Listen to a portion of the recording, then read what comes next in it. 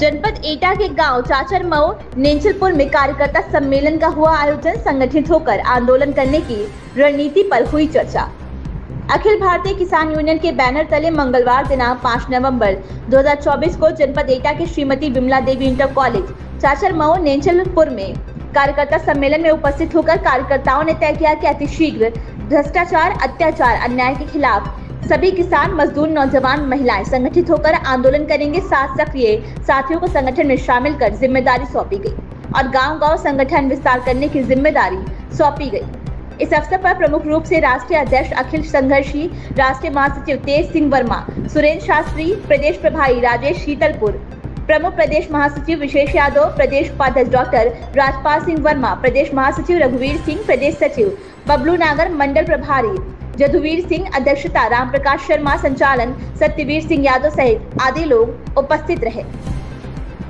एटा से bureau report. Ram Prakash Sharma ji हमारे साथ चलकर आए, राष्ट्रीय महासचिव भाई तेज सिंह वर्मा जी अवागढ़ से, राष्ट्रीय महासचिव भाई माननीय सुरेंद्र शास्त्री जी एटा से, फिरोजाबाद सिकोबाद से, माननीय रघुवीर सिंह प्रदेश महासचिव,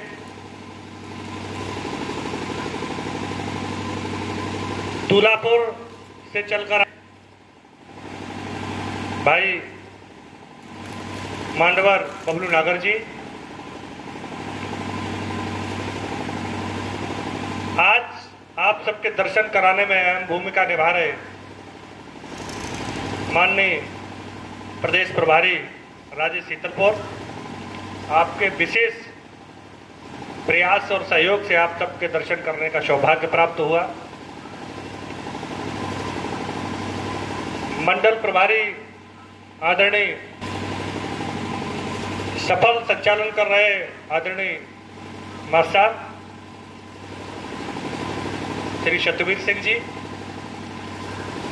शुरुआत में सबसे अच्छा संबोधन दिया हमारी बेटी सृष्टि ने, उसका भी आभार। हमारे बीच में उपस्थित आपके अपने ग्राम पंचायत के प्रधान आदरणीय प्रधान जी, समस्त सम्मानित युवा साथियों, पितातुल बुजुर्गों, मैं आप सभी का हृदय से वंदन, अभिनंदन, स्वागत करता हूं। निश्चित रूप से आज के इतने जटिलतम समय में से आप लोगों ने जो समय निकाला है, निश्चित रूप से आप लोग पूजा के पात्र हैं। आज के समय में कोई भी व्यक्ति किसी भी हाल में एक क्षण का समय निकालने के लिए तैयार नहीं है, क्योंकि किसान के पास इतना कार्य है। इन परिस्थितियों में समय निकाल पाना बहुत मुश्किल है। कुसाड़ी से भाई सुरेश वर्मा जी और क्या नाम का भाई राजवीर सिंह जी, आप सबका भी स्वागत है। शीतलपुर नरेश का भी स्वागत है। बंटी भाई चले गए हमें लगता है। कीलर मऊ से भाई सुरजीत जी, निश्चित रूप से आप सब लोग यहाँ आए, आप सबका बहुत बहुत आभार।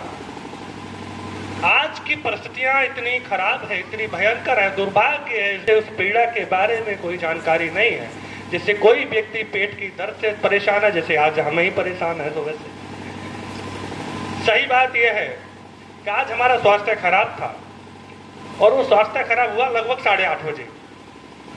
हमने 4-5 बार विभिन्न प्रकार की दवाएं ली, आराम नहीं मिल रहा था। साथियों ने कहा कि आज देखिए आप रहने दो। हमने कहा नहीं भाई, कार्यक्रम लगाए और आप लोग घर तक आ ही गए हो तो सब लोग साथ चलेंगे, जो परिस्थितियां जैसी होंगी तब देखा जाएगा। अगर आपकी इच्छा शक्ति प्रबल है, आप में कुछ करने का आपका मन है, तो निश्चित रूप से ईश्वर आपके लिए रास्ते बनाएगा। अगर हमने वहां मन खराब कर लिया होता कि आराम नहीं मिल रहा है, दवाएं बदल रहे हैं, हमें नहीं जाना चाहिए, तो निश्चित रूप से आज की तारीख में आप लोगों के दर्शन करने का सौभाग्य हमें प्राप्त नहीं होता। हो सकता है कि हम बेहतर ट्रीटमेंट पा जाते हैं, जल्दी ठीक हो जाते हैं। आप दर्शन से मिलेगा वो हमें जीवन में कभी नहीं मिल सकता था। हो सकता था कि जीवन के अगले किसी भी क्षण आपके दर्शन होते या न होते, ये किसी के हाथ की बात नहीं है, ये ईश्वर की व्यवस्था है। जब जिस रूप में जिससे मिलवाएगा, जिसके जहां दर्शन कराएगा, जिससे जितना समय दिलवाएगा वो देगा। आज भी चाह करके भी चाहिए कि वो कॉलेज के अंदर आके आपकी बैठक में शरीक हो जाए। क्योंकि व्यवस्था ईश्वर के हाथ में है। ईश्वर जब तक नहीं चाहेगा, आपके चाहने से कुछ होने वाला नहीं है। आप इसी विद्यालय प्रांगण के पीछे बैठे रहेंगे, बगल से बैठे रहेंगे, बहाना चाहे खेत में काम करने का हो चाहे किसी और करने का हो। जिस समय आदमी की इच्छा शक्ति प्रबल होती है तो सुबह रात्रि के 4 बजे जग करके सोसाइटी पर लाइन में लग जाता है। बारात में पूरा आपको कोई सही रास्ता मिल जाए, आप उस रास्ते में जा ही नहीं सकते। लाख कोशिश करेंगे, आप मां गंगा के किनारे से घूम आएंगे, आप बदायूं चले जाएंगे, पुल के ऊपर से गुजर जाएंगे, और जब तक ईश्वर की इच्छा नहीं होगी तो आप गंगा में स्नान नहीं कर सकते। आपके अपने चाहने से कुछ हो नहीं सकता। और ऐसे बहुत सारे उदाहरण है, ऐसे ऐसे लोग हैं हमारी टच में जिन्होंने अपने जीवन में 28 बार मां गंगा को क्रॉस करने का काम किया, पर गंगा नहाने का सौभाग्य उन्हें प्राप्त नहीं हुआ। जिस दिन ईश्वर की व्यवस्था हुई तो संगठन चले जाओ लुटेरे बैठे, आप थाने चले जाओ लुटेरे बैठे, आप बिजली घर चले जाओ लुटेरे बैठे, आप मंडी चले जाओ लुटेरे बैठे, आप बाजार में चले जाओ लुटेरे बैठे। आज खाद की किल्लत है और आपको पूरी रिश्तेदारियों में एक आदमी ऐसा नहीं मिलेगा जिसने बिना खाद के अपने खेत की बुवाई कर दी हो। इन व्यापारियों का एक बड़ा षड्यंत्र है, अधिकारी कर्मचारियों का एक बड़ा षड्यंत्र है। एक षड्यंत्र के तहत हर वर्ष खाद को शॉर्ट किया जाता है, कम किया जाता है, और ये चोरी करने के उद्देश्य से उसे किया जाता है। आप लोगों ने कभी हिसाब नहीं लगाया, एक खाद की रैक जो आती है उसमें 1 लाख बोरी आती है। डीएपी में अगर थोक के भाव में थोक के व्यापारी ने 250-300 रुपए बोरी प्रति बोरी अगर बिना कर दिया तो एक रैक पर 2.5 से 3 करोड़ रुपया बनता है। और 2.5 से 3 करोड़ रुपया एक झटके में एक दिन में जमा हो जाता है। और उस 2.5 से 3 करोड़ रुपए को कंपनी से लेके अधिकारी नेताओं में बांट दिया जाता है। पूरे हिंदुस्तान में आपके लोग के खिलाफ किसी के है कि आप ही के बीच के बैठे दलाल संगठन के लोगों से जुड़ने से मना इसलिए करते हैं कि जिस दिन ये सारे लोग वहां जुड़ गए उस दिन दलाली की रास्ताएं, दलाली की दुकानें, दलाली की व्यवस्थाएं अपने आप बंद हो जाएंगी। निश्चित रूप से आवश्यकता इस बात की है कि हम अपने अधिकारों को पहचाने, अपने कर्तव्य को पहचानते हुए सही रास्ते पर चलने का प्रयास करें।